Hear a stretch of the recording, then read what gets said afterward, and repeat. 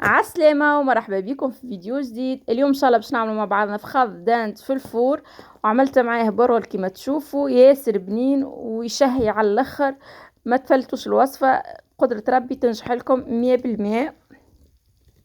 اول حاجة اول حاجة عملتها، خذيت فخاذ دانت هاكا كما تشوفوا مرسوم الفخاذ دانت تبارك الله.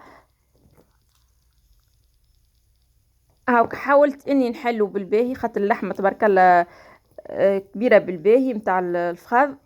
حاولت نحلها باش فيسع تطيبلي، اون بليس لفاحات الكل يدخلوا في الوسط بالباهي يبدا الكل مفوح.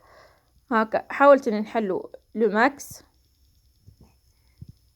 كيما تشوفوا.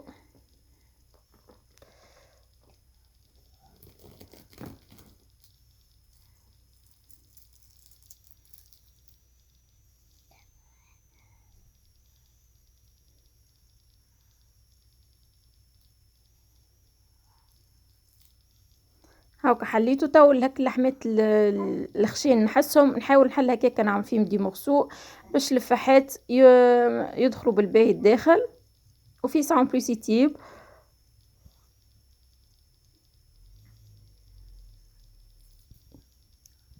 كما تشوفوا هاكا حليته بالباهي. تو باش نتعدوا للميلونج نتاع اللفاحات.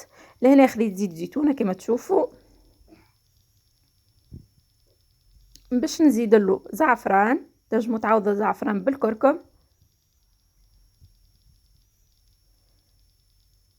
اكليل،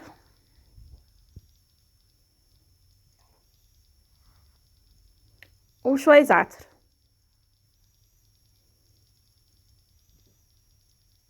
شوي فلفل اكحل، شوي تابل وكرويه،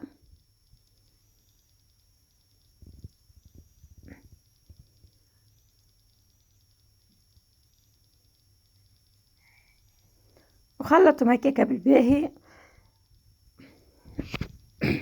لهنا خذيت هكا شوي زنجبيل حليته في زوز باش يسيبك القوم تاعو، وحطيت الفخذ نتاعي هكاكا في طبق نتاع فور. لهنا قصيت بطاطا او سفناريا،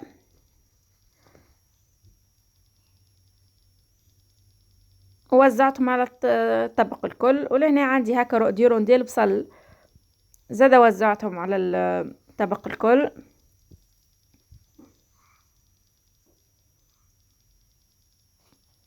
وصبيت هكا الفحيت اللي عملتهم الكل وزعتهم كما تشوفوا. وزدت هكا شوي ماء للصفحة هذيك هي البداية اللي عملت فيها الميلانج متاع الفحيت، وخلطته شوي ووزعته على الطبق الكل.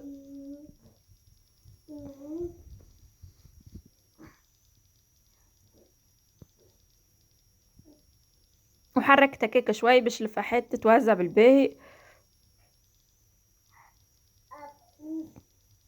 عندي سنتين ثوم هكا قسمتهم على 4.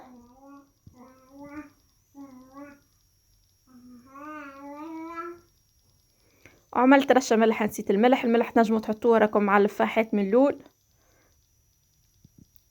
وحطيت بابي كويسون وباش نغطيه بابي الومنيوم ونحطه في الفور حطيته المرة الاولى حطيته ساعة على 230 درجة. وبعد تو نوريكم كي نخرجوا كيفاش باش نعمله.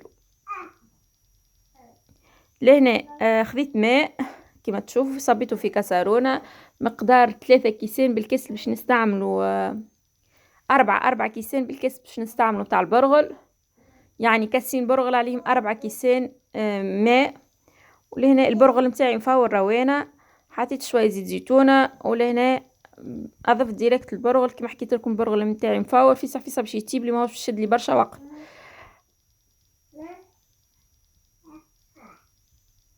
حطيته على جنب يطيب. ولهنا خذيت باش نحضر له الصوص نتاعو.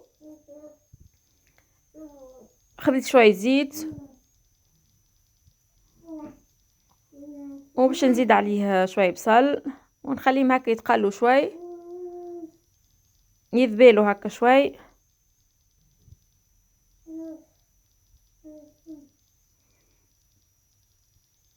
باش نزيد عليهم الفلفل. الطماطم باش نحاول نزيدها في الاخر، نحاول نخلي الفلفل يتقلى زاده بالباهي.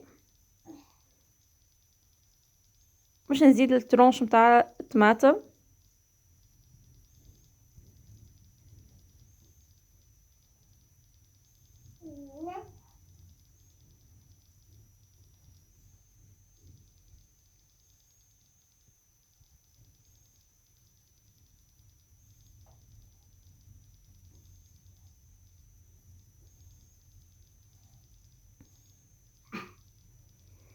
ملح، حتى شوي ملح. وباش نزيد شوي كركم باش يبدل لي اللون متاع البرغل، من بعد يبدا مزيان وان بليس يبنن. وصفه ياسر سهله وفيسع فيسع الطيب وياسر بنينه، جربها بقدرة ربي ما تندموش.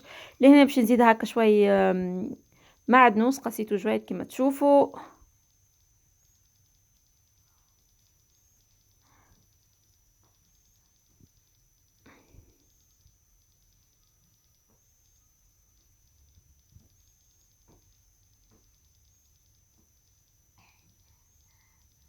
لي طون اللي حضرت هكاكا وذبال الصوص ديجا الروز البرغل متاعي حضر كما تشوفوا.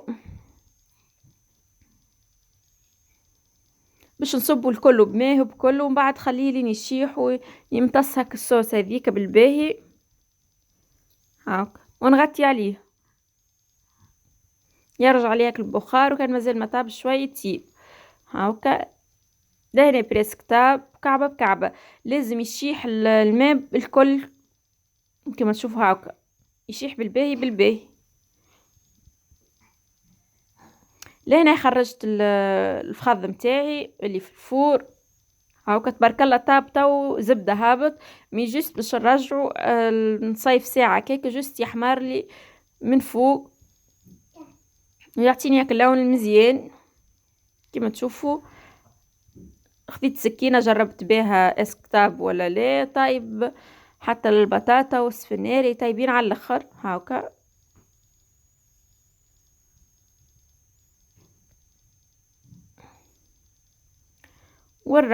رجعته للفور لين خرجته كما تشوفوا ياسر لونه مزيان ويشهي على الاخر بنين بنين. ما نحكيلكمش على البنه. حبيت نوريكم كيفاش باش نقدم الطبق متاعي.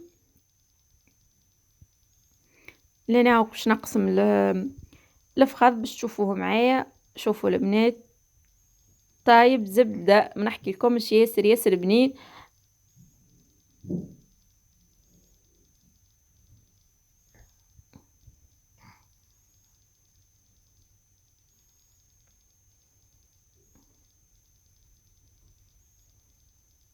وهذا الطبق باش نحضر فيه، خديت صفحه كيكه صغرونه وحطيت فيها الروز البرغل متاعي وعملت عليها هكا رشه زعفران باش هكا يبدا مزيان. شفتوا ياسر مزيان وياسر بنين وياسر صحي البرغل.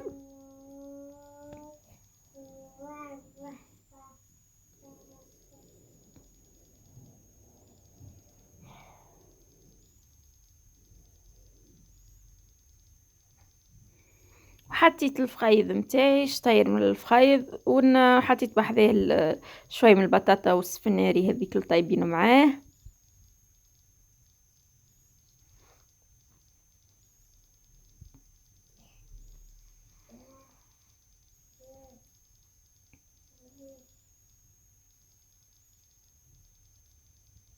وعملت زدت معاه سلطه.